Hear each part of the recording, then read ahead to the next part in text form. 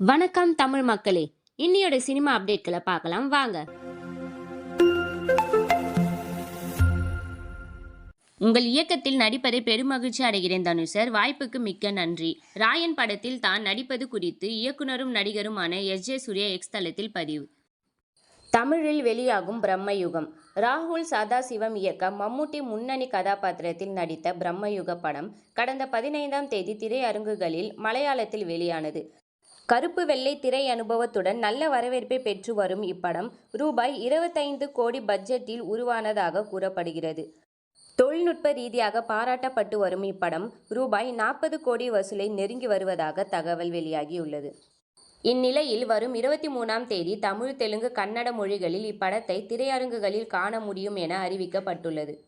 சிறுத்தை சிவா இயக்கத்தில் சூர்யா நடிப்பில் பிரம்மாண்டமாக உருவாகி வரும் கங்குவா படத்தின் டப்பிங் பணியில் நடிகர் சூர்யா. பிருத்திவிராஜ் நடிப்பில் உருவான ஆடு ஜீவிதம் படம் ரிலீஸ் தேதி மார்ச் 28க்கு மாற்றம். ஏப்ரல் 10ஆம் தேதி வெளியாகும் என அறிவிக்கப்பட்ட நிலையில் படத்தை முன்கூட்டியே வெளியிடுகின்றனர். சூர்யா நடிக்க உள்ள இந்தி படத்தில் எனது மகள் ஜான்வி கபூர் நடிக்க உள்ளார் என பேட்டி ஒன்றில் போனி கபூர் கொடுத்த அப்டேட். மகாபாரத்தை தழுவி இப்படம் எடுக்கப்பட உள்ளதாகவும், பாலிவுட் இயக்குனர் ராகேஷ் ஓம் பிரகாஷ் மெஹ்ரா இயக்க உள்ளதாகவும் தகவல் வெளியாகி உள்ளது. நாளை வெளியாக இருக்கும் படங்கள்: சதீஷ் நடிக்கும் வித்தைக்காரன், வைபவ் நடித்த ரணம் அறம் தவறேல் ஆகிய படங்கள் நாளை திரையரங்குகளில் வெளியாகின்றன.